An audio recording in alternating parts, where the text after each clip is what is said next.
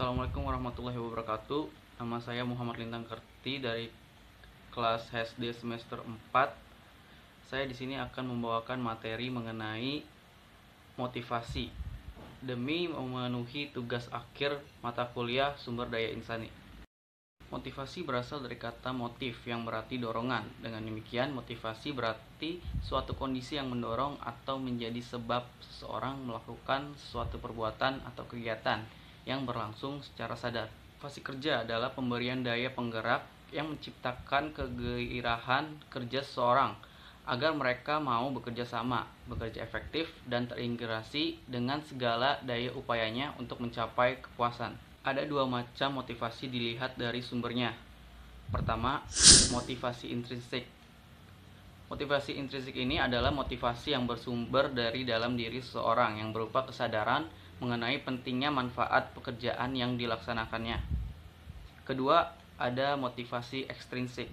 Motivasi ekstrinsik ini adalah dorongan kerja yang bersumber dari luar diri pekerja, yang berupa suatu kondisi yang mengharuskannya melaksanakan suatu pekerjaannya secara maksimal. Kemudian ada dasar-dasar pokok motivasi kerja. Motivasi dapat memacu karyawan untuk bekerja keras sehingga dapat mencapai tujuan mereka. Hal ini akan meningkatkan produktivitas kerja karyawan sehingga berpengaruh pada pencapaian tujuan perusahaan. Sumber motivasi ada 3 faktor. Yang pertama adalah kemungkinan untuk berkembang, kedua jenis pekerjaan, dan yang ketiga adalah apakah mereka dapat merasa bangga menjadi bagian dari perusahaan tempat mereka bekerja. Motivasi juga timbul karena beberapa faktor. Yang pertama, adanya perasaan ingin mencapai sesuatu hasil dengan melakukan pekerjaan menantang dengan baik. Yang kedua, sesuatu kebutuhan dari dalam diri sendiri yang ingin melakukan suatu pekerjaan yang baik. Yang ketiga, melakukan pekerjaan menurut perasaan adalah penting. Yang keempat, apa yang dilakukan itu selalu berkaitan dengan suatu tujuan. Yang kelima, apa yang dikerjakan itu adalah sesuatu yang menarik. Keenam, melakukan pekerjaan dengan harapan akan ada promosi. Yang ketujuh, mengerjakan suatu adalah membantu organisasi mencapai tujuannya. Kedelapan, mengharapkan kemungkinan kenaikan penghasilan.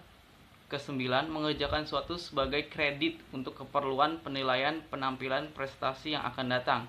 Kesepuluh, untuk memperoleh penghargaan dan pengakuan dari atasan. Kesebelas, melakukan sesuatu dengan kemungkinan bertambahnya kebebasan dalam pekerjaan.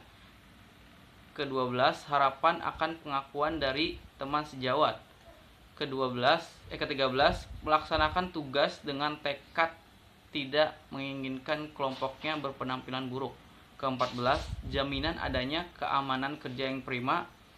Ke-15, mengerjakan suatu karena dorongan oleh kondisi fisik pekerjaan yang baik. Motivasi kerja tidak hanya bersumber dari dalam diri orang itu saja, tapi melainkan memerlukan perpaduan baik dari diri seseorang tersebut atau dari lingkungan kerja itu sendiri. Demikian materi mengenai motivasi yang bisa saya sampaikan. Maaf bila ada kata yang kurang berkenan atau salah. Saya akhiri. Wabillahi taufiq wal hidayah. Wassalamualaikum warahmatullahi wabarakatuh.